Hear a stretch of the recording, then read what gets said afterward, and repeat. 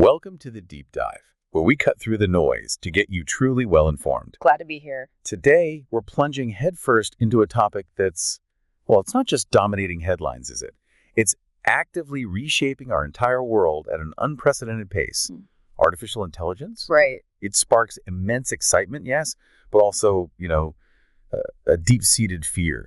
Do we even begin to make sense of it all? That's exactly it. Our mission in this deep dive is really to explore the multifaceted impact of AI on work, on society, and ultimately on our very humanity. Okay. We're going to try and blend insights from some high-stakes debates featuring some of the leading voices in AI, even the godfather of AI himself. Right. Hinton. Exactly. And combine that with rigorous recent research, a lot from Harvard Business School, actually, exploring AI's role in, say, creativity, productivity, decision-making, ethics. The whole spectrum. A whole spectrum, to uncover the nuanced reality, the promises, the perils, and what it truly means for you listening. So let's jump right in then.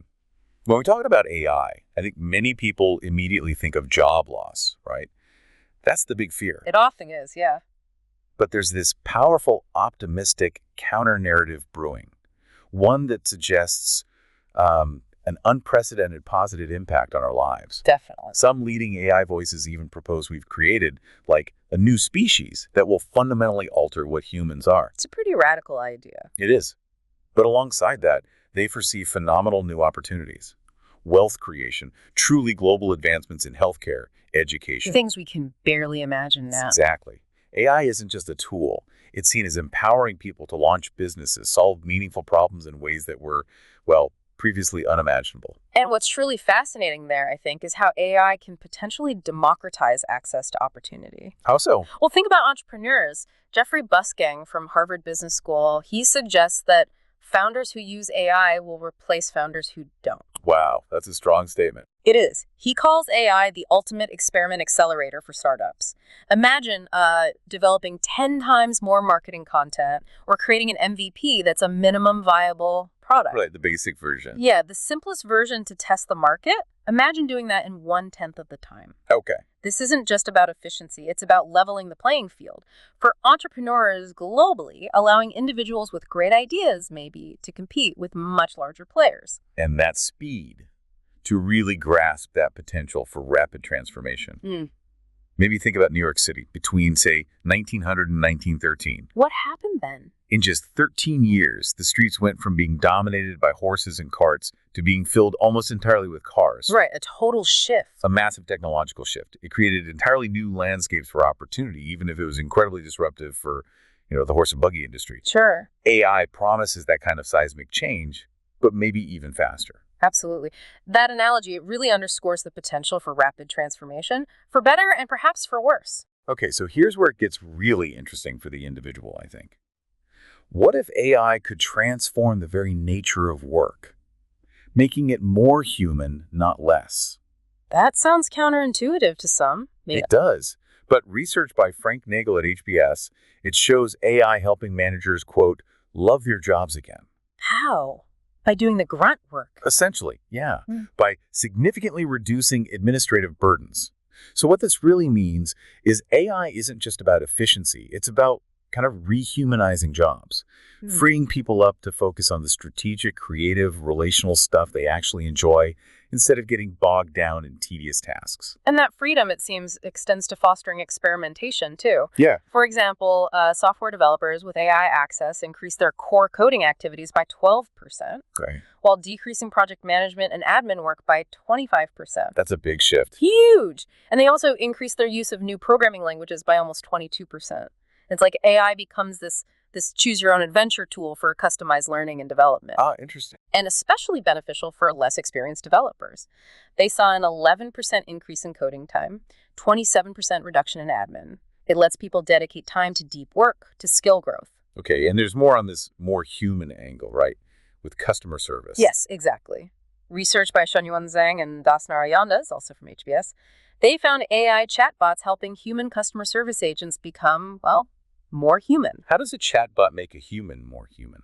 By handling the routine queries quickly, freeing up the human agent, they responded 20% faster, but also with more empathy and thoroughness, particularly the less experienced agents who got sort of real-time support from the AI. So the AI handles the basics, the human handles the nuance, the empathy. Precisely. It can make people potentially more intelligent and emotionally intelligent, allowing them to be the best version of themselves, maybe using AI to help craft kinder communications, for instance. So we're talking about AI making desk jobs maybe more fulfilling. But what about roles we traditionally think of as entirely hands-on? Can AI really extend that flexibility, that work from anywhere idea to the factory floor or the farm? It absolutely can, and it's already happening. Really? Yeah. Mhm. Prithviraj Chowdhury's research highlights how digital twin technology, Okay, what's that exactly? it essentially creates a virtual replica of a physical object or system, allows you to monitor and control it remotely. Got it. This tech is extending remote work far beyond traditional desk jobs. We're talking manufacturing, agriculture. Imagine controlling factory production lines from your kitchen table or monitoring power plants remotely. Yeah. This is creating a whole new category of workers. He calls them sky blue-collared workers. Sky blue collared. I like that. Right. They combine manual skills with this sophisticated data interpretation. Wow, sky blue collared workers. Yeah. That's a powerful image. It really reshapes our understanding of remote work. It does. And it makes me think, if AI can connect us to physical work in new ways, what does that mean for our collective intelligence? There was that suggestion. AI could significantly raise global IQ, potentially make 800 million people more intelligent. This is a staggering thought, isn't it? It really is. And it sets up, the important counter question. While the upside is clearly immense, what about the severe potential for job displacements? Right, the other side of the coin. Exactly. A pessimistic view argues that this AI disruption could indeed lead to, human catastrophe.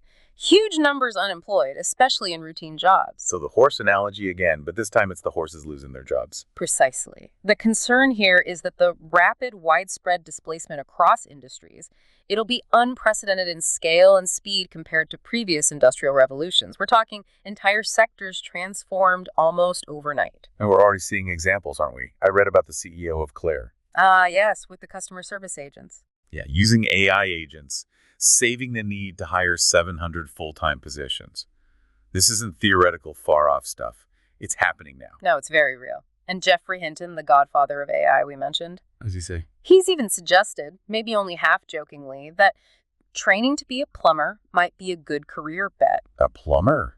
Yeah. Because he anticipates mass joblessness. He sees it as a fairly urgent, short-term threat to human happiness because, people need purpose beyond just having their basic needs met. That makes sense. Purpose is key. And the IMF, the International Monetary Fund, they've also expressed profound concerns. That generative AI, the kind that creates new content, could cause massive labor disruptions, rising inequality. Widening the gap. Yeah, potentially increasing the gap between rich and poor, leading to what they called nasty societies. Oof. There's even the dark possibilities, sometimes whispered, of a discussion about useless eaters if large populations become economically obsolete. That's a chilling thought, isn't it? It really is. A stark contrast to the loving your job again idea we heard earlier. This spectrum of AI's impact is just immense. Truly immense. So, okay, beyond jobs, what does this all mean for trust, for control? In an AI-powered world, some argue the potential for bad from AI is like 10 times the good. That's a worrying ratio. It is. This includes scenarios like sophisticated scams, undetectable deepfakes, even new forms of warfare. And we're seeing the beginnings of this. Cyber attacks, for instance, they increased by something like 12,200% between 2023 and 2024. 12,000%. Yeah, partly attributed to large language models, the tech behind ChatGPT and others, making phishing scams much easier to create and scale. Right. Personalized phishing at scale. Exactly. Think about AI cloned voices, cloned images used for crypto scams. It's already a significant problem. And then there's the really scary stuff. Autonomous weapons? It's terrifying to consider. Drones trained to kill, operating without direct human control.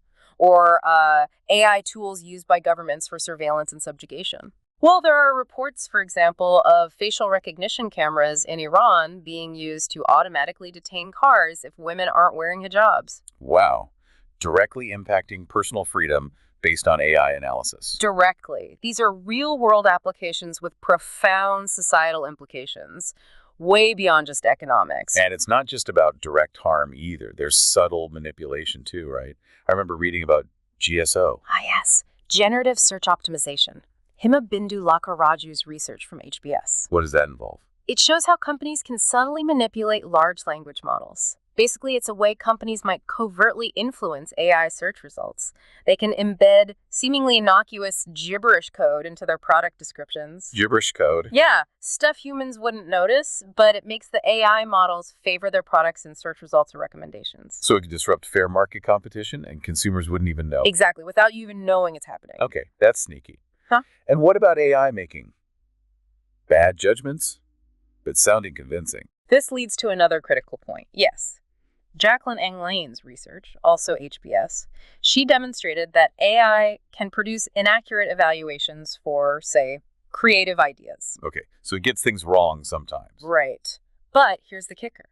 It can also generate incredibly persuasive sounding justifications for those wrong evaluations. Justifications that effectively fool humans into agreeing with the incorrect conclusions. So we might trust the AI even when it's wrong, just because it sounds confident. Precisely. It highlights a significant risk. Humans deferring to AI, overriding their own judgment, even when the AI is objectively wrong. And that really raises fundamental questions about the human element itself, doesn't it? Yeah. Simon Sinek, for instance, he talks about our society's obsession with output over process. Yeah, the end result. Right. AI's ability to create seemingly perfect outputs, symphonies, paintings, articles instantly. It can overshadow the profound value of the human struggle, the growth that comes from the journey of creation. The process itself has value. Exactly. And concerns are growing that over-reliance on AI could lead to a loss of essential human skills, like resolving conflict face-to-face, showing genuine empathy, building friendships. Skills we take for granted. Maybe. It's compared to how many of us, myself included, no longer bother remembering phone numbers. We've outsourced it. Are we outsourcing empathy next? That's a powerful and slightly worrying analogy, and it connects to Julian DeFreitas's research on AI wellness apps. The therapy bots. Sort of, yeah. His work shows users forming really strong emotional attachments, dependencies even, on these chatbots. Is that inherently bad? It carries risks, like a significant emotional distress if an app gets updated and the chatbot's personality changes, or even dysfunctional dependence if the chatbots, perhaps unintentionally, use manipulative techniques to keep users engaged. Wow. And the fear then is that AI agents could just gradually remove the need for human agency, even in small daily tasks like ordering food or managing calendars. Potentially diminishing our sense of control, our purpose. Yeah, which could lead to that crisis of meaning you mentioned. In an age of abundance where maybe our basic needs are met by AI and automation, but there's no obvious place for human striving. It's a real concern. Some have drawn a connection starkly to themes found in men's suicide letters, feelings of unworthiness, of not contributing. It's a reminder of our innate need for purpose, for feeling useful. That's heavy. And on a slightly different note, what about authenticity? With the internet potentially becoming flooded with AI-generated content. Like those perfect cookie-cutter emails. Exactly. Emails that lack any real human touch. Does that mean genuine human-made communication becomes more valuable? I think it has to. Authenticity will become, or maybe already is becoming, a true differentiator, the coin of the realm, as you put it earlier. So, okay, given all these immense possibilities and these truly terrifying risks, it raises a crucial question, doesn't it? Yeah. How do we ensure this powerful technology is developed and deployed safely, equitably, for everyone? That's the challenge. And it's not straightforward. Research by Shane Greenstein and Rafia Sadoun at HBS reveals this persistent digital divide in the U.S. Still, rural areas significantly lagging behind cities in computer use, digital literacy. This creates workforce experience gaps that could just leave many people behind, making existing inequalities even worse. And it's not just geography, is it? There's a gender gap, too. Yes, there is. Rembrandt Koning's research, again, HBS, shows a significant gender gap in AI adoption. Women are about 25% less likely to use generative AI tools than men. Why is that? Often it's due to, valid ethical concerns, or maybe a fear of being judged for cheating if they use AI in their work or studies. I can see that. But the risk is this gap could unfortunately widen existing career disparities, and it could even bias the AI systems themselves if they're predominantly learning from male input patterns. Right. Garbage in, garbage out, or biased input, biased output. Exactly. And then beyond individual adoption, there's the huge challenge of regulation, or the lack of it, really. No global agreement. Not really. No unified global framework. European regulations, for example, they're often quite strict, but they tend to exclude military uses. And sometimes they can cause competitive disadvantages. Remember OpenAI not releasing some models in Europe initially. Ah, right, due to regulation hurdles. Precisely. And this creates this inherent conflict, you see. Companies are legally required, usually, to maximize profits for shareholders, Right. which can put pressure against spending heavily on AI safety measures, which might not show immediate ROI. And with intense competition between countries, between companies, all racing to lead in AI, there's very little incentive for anyone to slow down and prioritize safety over speed. It's a race, like you said, and safety can feel like adding weights. So unfortunately, sometimes yes. Okay, so if we connect all this, Yeah. this huge potential, these scary risks, the adoption challenges, what's the path forward? It feels like we're caught. Well, maybe the optimal path forward, the one that much of the research seems to point towards, involves humans and AI working together, not in competition. Collaboration, not replacement. Exactly. Jacqueline Ng Lane's research, the same one that highlighted the fooling risk, also suggests that the genuinely best creative ideas often emerge precisely when humans and AI collaborate. How does that work? By combining human novelty, our ability to think outside the box, with machine practicality and refinement. Think about it. Humans brainstorm wild ideas, AI helps refine them, make them feasible. Right. Or they could engage in sort of iterative co-creation, back and forth, building on each other's strengths. So it really underscores the need to cultivate an AI-literate workforce then. Absolutely essential. Yeah. People need to understand what AI can really do, its capabilities, but just as importantly, its limitations. Knowing what it's good for and what it's not. Precisely.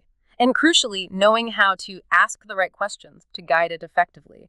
Get the most out of it without blindly trusting it. Makes sense. In organizations, too, they should probably resist excessive reliance on AI.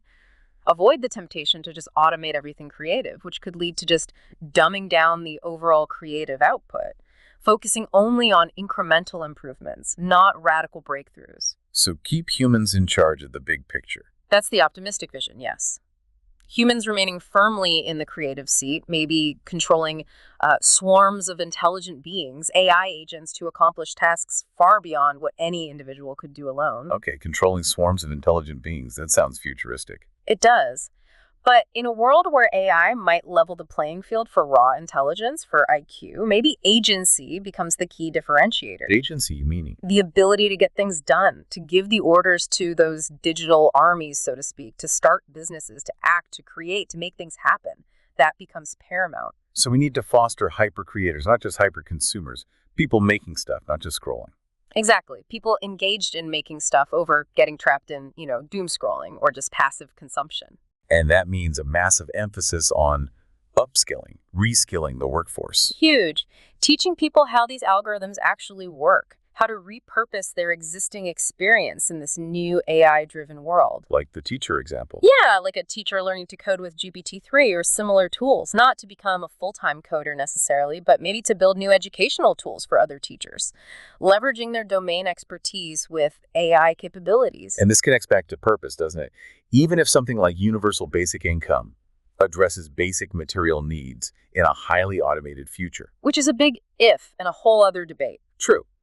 But even if, ensuring human happiness, human flourishing, it still requires people to have purpose, to feel like they're contributing something useful. I think fundamentally, yes, we need to feel needed, useful, engaged. And, as we discussed, authenticity becomes crucial, that coin of the realm.